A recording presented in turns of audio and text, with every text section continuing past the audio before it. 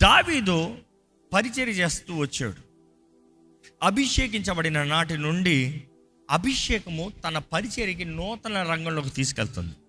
The anointing was leading David to a greater heights. ఇంకో మాటలో చెప్పాలంటే, రాజు దగ్గర దెయ్యంలో పారదోలేడు. రాజు దగ్గర 4 గోడల మధ్య దెయ్యాలు పారదోలతో మాత్రమే కాదు, నెక్స్ట్ ఏంటి తెలుసా, పెద్ద దెయ్యాలు, బయట దెయ్యాలను కూడా పారదోలేడు. ఎవరా దెయ్యం? గొలియాతు, సున్నతి లేని ఈ ఫిలిస్తీయుడు, ఎత్తైనోడంట. ఎవడాడు? అది వేరే సంతానం. అది you see, you have to be very careful. Your fighting is not about your heroism, but your service to Israel before the lord. ఇశ్రాయేలుకి విమోచకుడిగా, ఇశ్రాయేలుకి విడుదలగా, ఇశ్రాయేలుకి కాపుదలగా పరిచర్య. ఎందుకంటే దాని తర్వాత దావీదు ఏం చేశాడు రా అంటే, మరలా పరిచర్య చేశాడు. రాజు అయిపోలే వెంటనే. యూ సే, నేను గొలియాతును చంపాను కాబట్టి నేను రాజా అని అనకూడదు. That is wrong. మనుషులు పొగడతల ముందు తగ్గించుకోగలుగుతామా? ఎందుకంటే గొలియాతును చంపిన తర్వాత స్త్రీలందరూ వీధుల్లో గంతులు వేసుకుంటూ, నాట్యాలు వేసుకుంటూ పాట పాడారంటమ్మా. ఏం పాట తెలుసా? సౌలు 1000 మందిని చంపాను, దావీదు బాగా తెలుసు. ఆ పాట విన్న సౌలుకి మండిపోయిందంట. ఆ రోజు నుండి దేవుని వాక్యం రాయబడి అంట, దావీదు పైన విషపు చూపు అంట. So be careful, they can be the evil eye. విషపు చూపు, విషపు చూపు. ఆ రోజు నుండి దావీదుని చంపుతానికి పట్టుపట్టాడంట. దావీదుని చంపుతానికి పట్టుపట్టినా కూడా, because he is anointed, he could not touch him. అభిషేకించబడ్డాడు కాబట్టి ఏమి చేయలేకపోయాడు. తరిమాడు, ఎంతన నాశనాన్ని చేద్దాం చూశాడు. చేయగలిగాడా? చేయలేకపోయాడు. ఈరోజు అభిషేకం నీకు కాపుదలండి. అభిషేకం మనకి క్షేమం అండి. అభిషేకం మనకి భద్రత. ఇంకా దేవుని వాక్యంలో చూస్తే దావీదు గురించి ఎన్నో నేర్చుకోవచ్చు. సౌలు పిలుస్తున్నాడు, సౌలు అడుగుతున్నాడు, ఒరే నువ్వు బాలుడు, నువ్వేంటి పోరాడతావు? నువ్వు యవనస్తుడు, ఇంత పెద్ద వీరులు ఉన్నారు, పోరాడలేరు. రాజు నేనే భయపడి కూర్చున్నా. ఎందుకంటే ఇశ్రాయేలీయులందరూ భయంతో బ్రతికారంట. గొలియాతు ప్రతిసారి ఏదో ఒక్క రోజు కాదండి, అతడు మరలా భయపెడుతూ వచ్చాడు, బెదిరిస్తూ ఉన్నాడు. ఒక్కరోజు కాదు, కానీ దావీదు ఆ ఒక్కరోజు అక్కడికి వచ్చాడు. అభిషేకం అక్కడికి తీసుకెళ్ళింది. అక్కడికి వచ్చిన తర్వాత సౌలు అడుగుతున్నాడు, దావీదు చెప్తున్నాడు, నేను వెళ్తాను, ఈ సున్నతి లేని ఫిలిస్తీయుని నేను చంపుతాను. సౌలు అడుగుతున్నాడు, ఎట్లా? ఇక మాటలు చెప్పాలంటే దావీదు అంటున్నాడు, దేవుడు నా తోడున్నాడు. ఒకసారి ఆ మాట చదువుతామండి. 1 సమూయేలు గ్రంథము 17వ అధ్యాయము 37వ వచనం చదవండి. సింహం యొక్క బలము నుండి, ఎలుగుబంటి యొక్క బలము నుండి నన్ను రక్షించిన యెహోవా. హిస్టరీ చెప్తున్నాడు, ఇదిగో నా పైన అభిషేకం ఉంది, నేను రాజుగా అభిషేకించబడ్డాను, అందుకని నేను గొలియాతుని చంపడానికి వెళ్తున్నాను అని చెప్పాడా? అయ్యో, అట్లా చెప్తే ఆయన గొలియాతుని చంపుతాడో లేదు, కానీ సౌలు ఫస్ట్ చంపేస్తాడు. ఉన్నమాటే. ఎందుకంటే దాని తర్వాత నుండి తన మీద విషపు చూపు పెట్టాడంట. ముందే రాజు అన్న మాట వస్తే వదులుతాడా? నార్సిసిస్ట్, సెల్ఫిష్ ఫెలో, గర్విష్టి, స్వార్థపరుడు.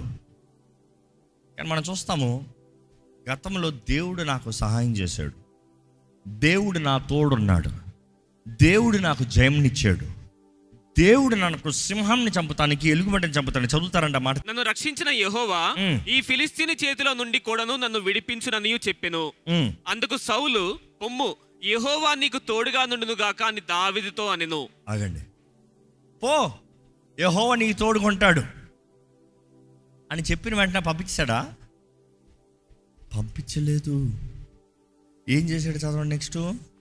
పిమ్మట సౌలు తన యుద్ధ వస్త్రములు దావీదునకు ధరింపజేసి, ఏంటంట? తన యుద్ధ వస్త్రములు దావీదుకి ధరింపజేసి రాగి శిరస్త్రాణం ఒకటి అతనికి కట్టి యుద్ధ కవచము తొడిగించెను. ఎవరు చేశారంట? ఎంత ప్రేమో అనిపిస్తుంది కదా.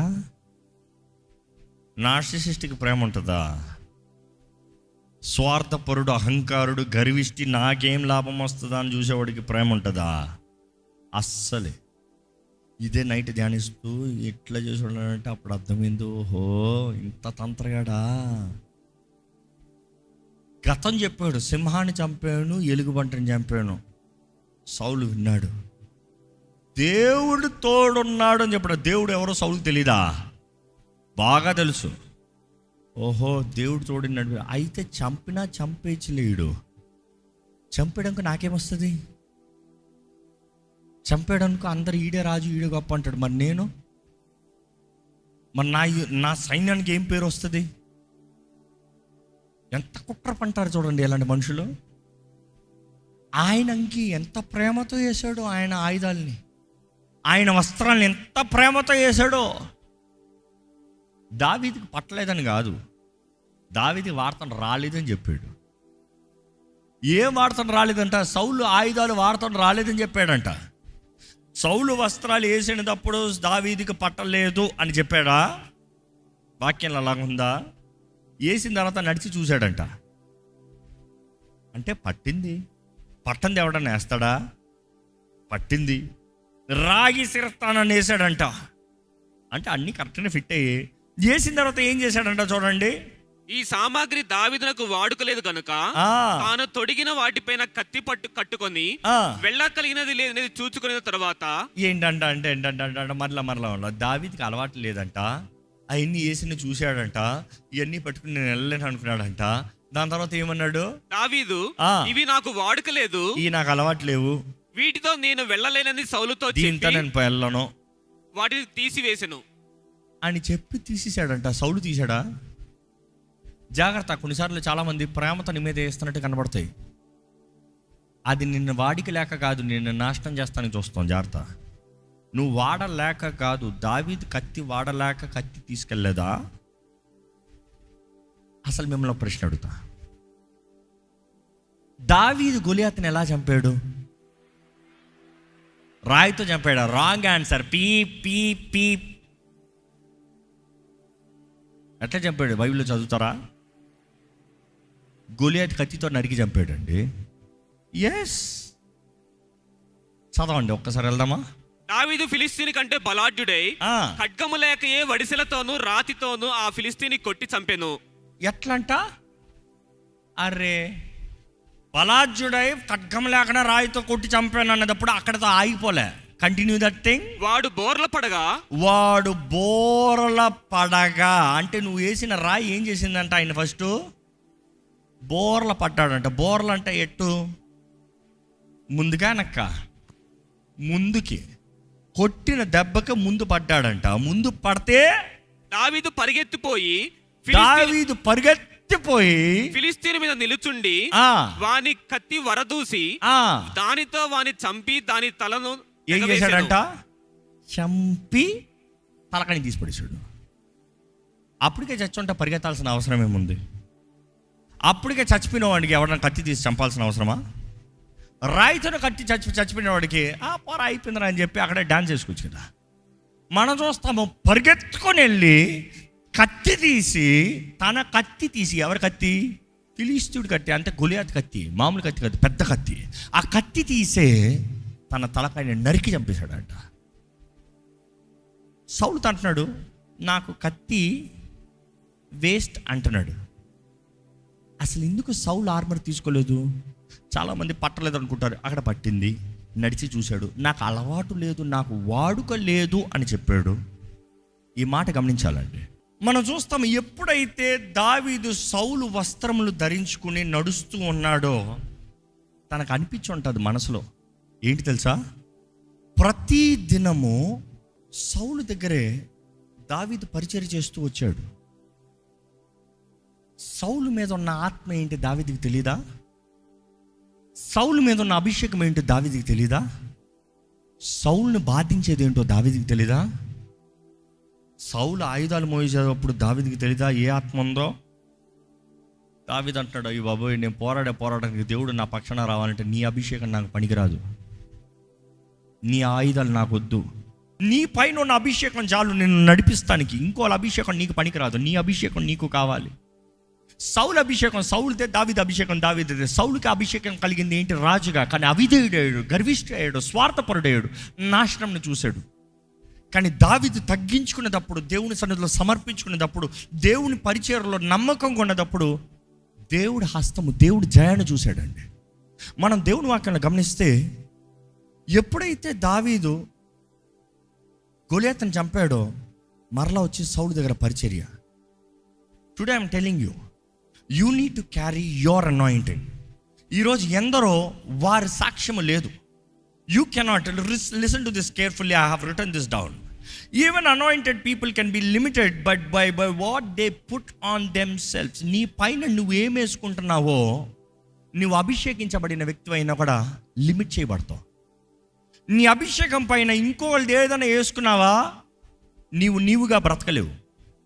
దావీదు నీ దగ్గర కేవలం ఒడిసెలు రాళ్ళే ఉన్నాయి. దావీదు నీ దగ్గర ఒడిసెలు కర్రే ఉంది, రాళ్ళు ఏరుకున్నావు, చాలు, నీ అభిషేకం ఉంది. ఎవరితో ఇంకొక ఆయుధాలను తీసుకోదాం అనుకోవద్దు. నీకు రానిది నువ్వు వాడలేవు. నువ్వేదైతే రహస్యంగా నువ్వు నేర్చుకున్నావో బహిరంగంగా అది కనబరచచ్చు. నీవు నేర్చుకోనిది నువ్వు బహిరంగంగా వాడలేవు. నీది కానిది నీవు వాడలేవు. దేవుడు నీకేది ఇచ్చాడో అది నేర్చుకోండి. నీకిచ్చిన తలాంతులు, నీకిచ్చిన వరములు, నీకిచ్చిన అవకాశాలు, నీకిచ్చిన కృప, నీకిచ్చిన భాగ్యము, నీకిచ్చిన కుటుంబం, నీకు కలిగిన దాంట్లో నువ్వు ఫస్ట్ ఎక్సెల్. దేవుని వాటిలో చూస్తానండి, దావీదు 5 రాళ్ళు ఏరుకున్నాడంట. ఎందుకు 5 రాళ్ళు? 5 రాళ్ళు ఎందుకు ఏరుకున్నాడు? 5 అన్న సంఖ్య చూస్తే కృపకి సాదృశ్యంగా కనబడుతుంది, గ్రేస్. 7 అన్న సంఖ్య చూసినప్పుడు పరిపూర్ణ సంఖ్యగా కనబడుతుంది. 7 సంవత్సరంలో ఆయన యూదాన్ని ఏలిన తర్వాత ఆయన ఇశ్రాయేలు పైన రాజుగా మారాడు. అంటే 7.5 సంవత్సరాలు. The moment 7 is finished, in the next phase ఆయన కింగ్ ఇజ్రాయెల్ మీద 40 సంవత్సరాలు. It is a test, it is a completion. ఈరోజు మనం చూడాలి దావీదు జీవితంలో 5 అనేటప్పుడు చూస్తే 5 మనం నేర్చుకోవచ్చు. 5 విషయాలు మనం నేర్చుకోవచ్చు అనేటప్పుడు కొంచెం వేగంగా చెప్తాను. ఏంటి 5 రాళ్ళు అంటే, మొదటగా చూస్తే రాయి నెంబర్ 1 ఈరోజు మనం కలిగి ఉండాల్సింది నేమ్ ఆఫ్ జీసస్ క్రైస్ట్. యేసు నామాన్ని మనం కలిగి ఉండాలి. దావీదు చెప్తాడండి, గొప్ప రాజు అయిన తర్వాత కూడా చెప్తాడు ఈ మాట. ఒకసారి చూద్దాం, మన కీర్తన 20th chapter 7th verse.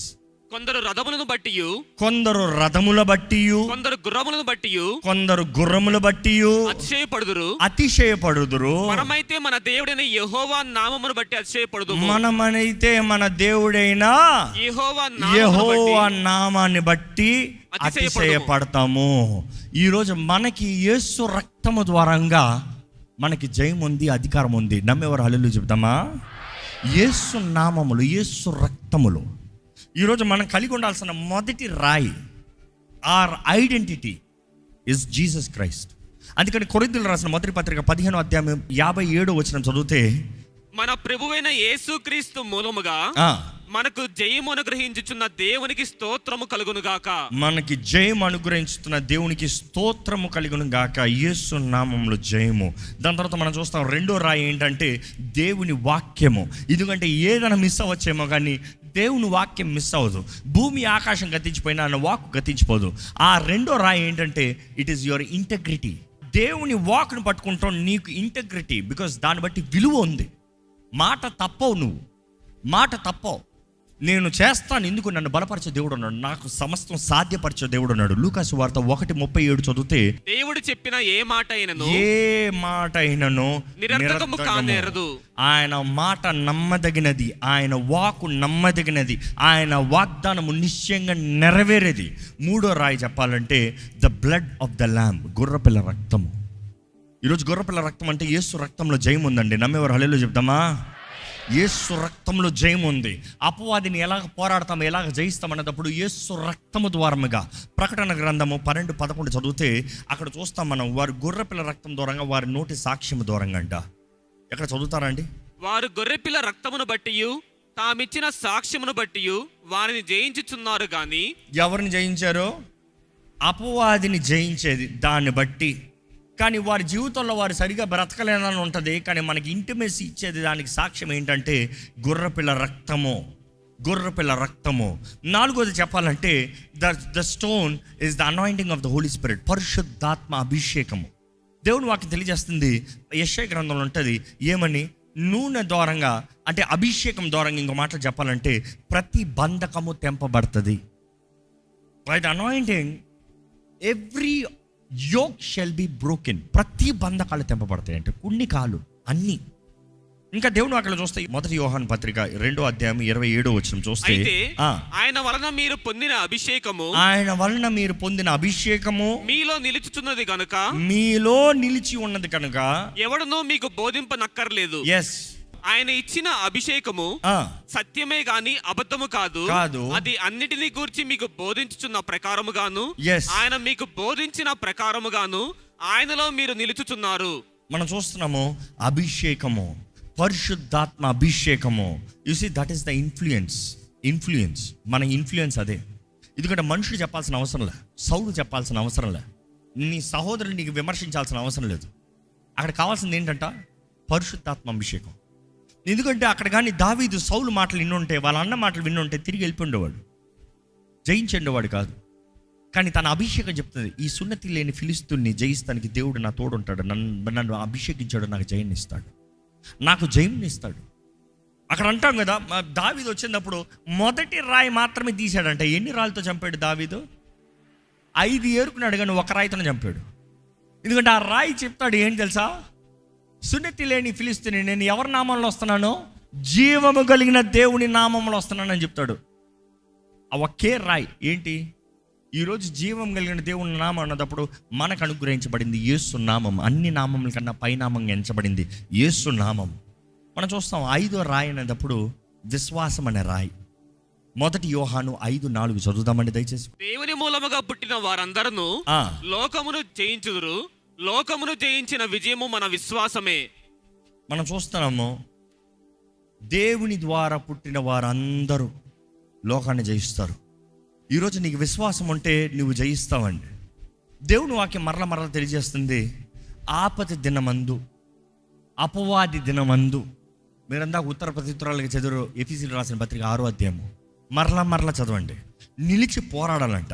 దేవుడు వాక్యం తెలియజేస్తుంది, ఎఫెసీయులకు రాసిన పత్రిక 6వ అధ్యాయం 13వ వచనం చూస్తే, ఆ అపవాది దినమందు, ద ఈవిల్ డే, సర్వాంగ కవచాన్ని ధరించుకుంటే, గ్రీకులో ఆ మాటలు చూసినప్పుడు ఎలా ఉంటుందంటే, నీవు ధరించుకున్నట్లయితే, సర్వాంగ కవచాన్ని నువ్వు ధరించుకున్నట్లయితే యుద్ధమంతా అయ్యే తర్వాత నీవు నిలిచి ఉంటావు, జయము నీదే అన్నట్టుగా ఉంటుంది ట్రాన్స్లేషన్. ఏంటంట? నువ్వు సర్వాంగ కవచాన్ని ధరించుకుని చూడు. ఆ సర్వాంగ కవచాన్ని నువ్వు ధరించుకుంటే యుద్ధం అయ్యేటప్పటికి నువ్వు నిలబడి ఉంటావు, శత్రువు నాశనమై ఉంటాడు. మిమ్మల్ని అడుగుతున్నానండి, అభిషేకించబడిన మీరు సర్వాంగ కవచాన్ని ధరించుకున్నారా? ఎవరు ఆయుధాలను ధరించుకుంటున్నారు? సౌలు ఆయుధాలను ధరించుకుంటున్నారా? దేవుడు అనుగ్రహించే సర్వాంగ కవచాన్ని ధరించుకుంటున్నారా? ఈరోజు మన జీవితంలో దేవుడు నూతన తలుపు తెరిచి మనల్ని నడిపిస్తున్నాడు అన్నప్పుడు మన జీవితంలో దేవుడు కోరేది మనం తగ్గించుకోవాలి, పరిచర్య చేయాలి. మీరు గమనిస్తే మొదటి అభిషేకం తనకి ఇచ్చింది అసైన్మెంట్ పొందిన దగ్గర నుండి హీ స్టార్టెడ్ టు సర్వ్. పరిచర్య చేయి, నీ కుటుంబానికి పరిచర్య చేయి, నీ సంఘానికి పరిచర్య చేయి. నీకు ఎవరైతే దేవుడు ఎక్కడైతే పంపిస్తున్నాడో, ఎవరి మధ్య అయితే పెడుతున్నాడో అక్కడ పరిచర్య చేయి. Serve heartfully. సౌలు ముందు దావీదు పరిచర్య చేశాడంట. దురాత్మలు పట్టిన వ్యక్తి ముందు పరిచర్య చేస్తాం చాలా కష్టం. ఎందుకంటే మనం చూస్తాము, దావీదుని చంపుదామని సౌలు ఈట విసిరాడంట. ఒక్కసారి కాదు, 2 సార్లు కాదు, ఈట విసిరాడంట చంపుతానికి. అయినా కూడా మరలా వచ్చి పరిచర్య. ఎంత ధైర్యం కావాలి చెప్పండి? నిన్ను చంపుతానని చెప్తా మాత్రం కాదు, చంపుతానని అనుకుంటా మాత్రం కాదు, అటెంప్ట్ చేశాడు 2 సార్లు మర్డర్. మరలా నిలబడగలుగుతావా? You see, that is anointing, not fearing. భయం లేదు. దావీదు గొలియాతును పోరాడుతున్న ముందు తను నేర్చుకుంది ఫస్ట్ ఏంటి తెలుసా అండి? ఈరోజు మనం కూడా నేర్చుకోవాల్సింది సేయింగ్ నో టు సౌల్. సౌల్కి నో చెప్తాను నేర్చుకోవాలి, లోకానికి నో చెప్తాను నేర్చుకోవాలి, పాపానికి నో చెప్తాను నేర్చుకోవాలి, పాపపు కార్యాలకు నో చెప్తాను నేర్చుకోవాలి. నీది నువ్వు పొందుకున్నావు అని నమ్మిన వ్యక్తి అయితే ఇతరులకు నో చెప్తావు. కక్కుర్తి లో చెప్పడం, కక్కుర్తి ఎప్పుడు నో చెప్పడు. గెహజీ చూడండి, కక్కుర్తితో పరిగెత్తుకుని వెళ్ళాడంట. నామాన్ దగ్గరికి వెళ్ళి నీ దాసుడు అమ్మన్నాడు, అబద్ధం ఆడాడు, తెచ్చుకున్నాడు. ఏంటి? నామాల బహుమానం మాత్రం కాదు, ఎలీషా ఏమిచ్చాడు ఆ బహుమానాలతో పాటు? కుష్ఠరోగాన్ని ఇచ్చాడు. జీవితకాలం తరమంతా కుష్ఠరోగంతో నింపబడ్డారు. ఈరోజు మనం జ్ఞాపకం చేసుకోవాలండి, దేవుడు మనకిచ్చిన అభిషేకం చాలు మనల్ని హెచ్చిస్తానికి, దేవుడు ఇచ్చిన అభిషేకం చాలు మనల్ని బలపరుస్తానికి, దేవుడు ఇచ్చిన అభిషేకం చాలు మనకు జయంనిస్తానికి. అభిషక్తుడైన దేవుడు ఈరోజు కూడా ఆశపడుతున్నాడు మనల్ని అభిషేకిస్తానికి. తలుపు తెరిచిన దేవుడు మన జీవితంలో ఓపెన్ డోర్స్, న్యూ సీజన్. ఈ సీజన్ వెళ్ళే వరమే మనం అభిషేకం తెల్లాలి. అభిషేకం లేకపోతే వేస్ట్, చచ్చిపోతాం. ఎందుకంటే ఈ సీజన్లో నీకు అభిషేకం ఉంటే మాత్రమే నీవు జయిస్తావు. ఎంతమంది చెప్తారు ప్రభువా నన్ను అభిషేకించి అంటారు? ఎక్కడ మీరు ఉన్న స్థలాల్లో నేర్చి నిలబడండి, ప్రార్థన చేద్దాం. ప్రభువా నన్ను అభిషేకించయ్యా, నా జీవితాన్ని అభిషేకించయ్యా, నా కుటుంబాన్ని అభిషేకించయ్యా, నా బిడ్డలను అభిషేకించి ప్రభా, నా భవిష్యత్తును అభిషేకించి ప్రభా, నా తరాన్ని అభిషేకించి ప్రభా, నాకు కలిగిన వాటిని అన్నింటిని అభిషేకించి ప్రభా. ఈరోజు మన ఇల్లు అభిషేకించబడాలి, మన కలిగిన సమస్తం అభిషేకించబడాలి. అభిషేకం లేనిది జయము లేదు, అభిషేకం లేనిది ముందుకెళ్ళలేము, అభిషేకం లేనిది హెచ్చింపు లేదు. ఎక్కడ యథార్థంగా ప్రభుని అడుగుతారా? ప్రభువా నన్ను అభిషేకించవా, ప్రభువా నా జీవితాన్ని అభిషేకించవా, నేను తగ్గించుకుంటానయ్యా, నా పైన నీ అభిషేకం ఉండాలి. సౌలు ఆర్మర్ కాదయ్యా, నువ్వు ఇచ్చే సర్వాంగ కవచాన్ని నేను ధరించుకుంటాను. సౌలు ఆయుధాలు నాకు పనిచేయవు ప్రభువా, సౌలు అభిషేకం నాకు పనిచేయదు ప్రభువా, నన్ను అభిషేకించు, నన్ను అభిషేకించు. దేవుని వాక్యంలో చూస్తానండి, దేవుడు అంటాడు దావీదుతో, నేను నిన్ను గొప్ప చేస్తా, నేను నీ నామాన్ని గొప్ప చేస్తా, నేను నిన్ను గొప్ప చేస్తా, నేను నీ నామాన్ని గొప్ప చేస్తాను. దేవుడు వాగ్దానం చేస్తాడు. దావీదుతో మాత్రమే కాదు, దేవుడు అబ్రహాముకు కూడా వాగ్దానం చేస్తాడు. అబ్రహమా నిన్ను గొప్ప జనముగా చేస్తాను, అబ్రహమా, అబ్రహమా నిన్ను గొప్ప వ్యక్తిగా చేస్తాను, అబ్రహమా, అబ్రహమా నిన్ను గొప్ప నాయకుడిగా, గొప్ప లీడర్గా, గొప్ప name, great man, I will make you great, I will make your generation great. దేవుడు వాగ్దానం చేశాడు. ఇందుకొరకు ఏదో అబ్రహాం మాత్రం గొప్పగా వెళ్ళిపోవాలన్నా, ఏదో అబ్రహాం మాత్రం గొప్పగా బ్రతికేయాలన్నా, ఏదో అబ్రహాము మాత్రమే గొప్పగా జీవించాలన్నా, ఏదో దావీదు మాత్రమే గొప్పగానా? కాదు కాదు కాదు కాదు. ఆ గొప్ప అబ్రహాము తరము నుండి గొప్ప ఇస్సాకు, గొప్ప యాకోబు, వారందరికీ గొప్ప దేవుడు గొప్ప వాగ్దానాలను ఇచ్చాడు. అక్కడ నుండి మనం చూస్తాం గొప్ప దావీదు. దావీదు తర్వాత మరలా దేవుడు వాగ్దానం చేస్తాడు, జెరుబ్బాబెలో నేను మాట ఇస్తున్నాను, జెరుబ్బాబెలో. అక్కడ నుండి మనం చూస్తున్నామండి, యేసు ప్రభు రక్షకుడు, దావీదు కుమారుడా అని పిలవబడుతున్న యేసు ప్రభు, దావీదు కుమారుడా అని పిలవబడుతున్న యేసు ప్రభు గొప్ప దేవుడు. ఆయన పోలి వంటి వాడు ఎవ్వరూ లేరండి, ఆయన వంటి రాజు ఎవ్వరూ లేరండి. ఆయన రాజుల రాజు, ప్రభుల ప్రభు, గొప్ప దేవుడైన. అన్ని నామముల కన్నా పైనామముగా యేసు నామం ఎచ్చబడింది కదా. ఈరోజు ఆ యేసు ప్రభు అభిషేక్తుడంట. యేసు ప్రభు అభిషేకించబడవలసిన అవసరం వచ్చినప్పుడు ఈరోజు మనకి ఎంత అభిషేకం కావాలండి. మనం అనుకుంటాం మన శక్తి తెలిపోదాం, మన బలం తెలిపోదాం, మన తెలివితేటలు తెలిపోదాం. అవ్వదు. ఆయన అభిషేకం ఉంటే మాత్రమే, ఆయన అభిషేకం మనల్ని నడిపిస్తే మాత్రమే కానీ మనం వెళ్ళలేము. అభిషేకించబడిన వారికి ఎవ్వరు ఏది బోధించవలసిన అవసరం లేదు. కారణం ఏంటంటే అభిషేకం తానే వారిని నడిపిస్తుంది. ఆ మాటకి when you are anointed you don't need people's opinion. మనుషుల అభిప్రాయాలు అక్కర్లా, మనుషుల సలహాలు అక్కర్లా. మనుషుడు కాదు నీకు చెప్పవలసింది నువ్వు జీవితంలో ఏమవ్వాలో. దేవుడు అభిషేకించాడప్పుడు దేవుడు చెప్తున్నాడు, ఆ మొదటి అభిషేకంలో నువ్వు రాజు అవుతావు, నువ్వు పలానా అవుతావు, నువ్వు యాజకుడు అవుతావు, నువ్వు ప్రవక్త అవుతావు, you are so and so. తల్లి గర్భంలో దేవుడు నిర్ణయిస్తాడు. సంసోన్ జీవితంలో చూసాం కదా మన ఫ్రైడే. సంసోన్ని దేవుడు ముందుగానే తల్లి గర్భంలో నిర్ణయించినప్పుడు ఏమంటున్నాడు, నువ్వు న్యాయాధిపతి అవుతావు. న్యాయాధిపతిగా అభిషేకము మనం చూస్తాం. ఇర్మియాతో అంటాడు దేవుడు, తల్లి గర్భంలో నేను నేర్పించాను, ఐ హావ్ ఆర్డైన్డ్ యూ. ఆ మాట నేను నిన్ను అభిషేకించాను, జనములకు ప్రవక్తగా నేను నిన్ను నిర్ణయించాను. దేవుడు ప్రతి ఒక్కరి పట్ల గొప్ప తలంపులు కలిగి ఉన్నాడండి. ఈరోజు నీవు కోరితే మాత్రమే నీ జీవితంలో కార్యం జరిగిస్తాడు. నీవు కోరితే మాత్రమే దేవుడు కార్యం జరిగిస్తాడు. ఎక్కడ అడగండి దేవుడిని, దేవా నన్ను అభిషేకించు, నాకు ఈ నూతన ప్రాయలో, ఈ నూతన సీజన్లో నన్ను నడిపించయ్యా, నన్ను బలపరచు ప్రభా, నన్ను లేవనెత్తు ప్రభా, నన్ను లేవనెత్తు ప్రభా. ఎక్కడ మనస్ఫూర్తిగా అడుగుదామా, నీ రక్తము చాలయ్యా నాకు. సౌలు ఆయుధాలు కాదయ్యా, నీ రక్తంలో జయం ఉందయ్యా. సౌలు ఆయుధాలు నాకు వ్యర్థమే, నన్ను ఆటంకపరుస్తుంది. అవునండి, నిజంగా సౌలు ఆయుధాలు కానీ దావీదు తీసుకుని ఉంటే చచ్చి ఊరుకుంటాడేమో, కానీ తన జీవం కలిగిన దేవుని నామాన్ని ధరించుకుని వెళ్ళినప్పుడు గొప్ప జయాన్ని చూశాడు. అడుగుదామా ప్రభుని, నన్ను అభిషేకించయ్యా, మా జీవితంలో కావాల్సిన సహాయం దయచే ప్రభా, మా జీవితంలో కావాల్సిన నడిపింపు దయచే ప్రభా. ఇదిగో ప్రభా, ఇక్కడ ఈరోజు ఈ వాక్యం విత్తున్నచుడుగా అయ్యా మాకు తగ్గించుకునే హృదయం దయచేయి. నువ్వు మా ముందు తెరిచిన ఈ తలుపులో ధైర్యంగా ముందుకెళ్ళగలిగిన జీవితాన్ని మాకు దయచేయి. దేవా నువ్వు మాకు వాగ్దానం చేసావు, ధాన్యము, నూతన ద్రాక్ష రసం, నూతన తైల అభిషేకం. దేవా మా అందరికి కావాల్సిన అభిషేకం దయచే ప్రభా. నీ ధాన్యము మాకు శక్తినిచ్చేది, మా దేహానికి ధైర్యంనిచ్చేది, ఆరోగ్యాన్నిచ్చేది. దేవా ద్రాక్ష రసం మా మనసుకి తృప్తినిచ్చేది, మా మనసుకి నెమ్మదినిచ్చేది.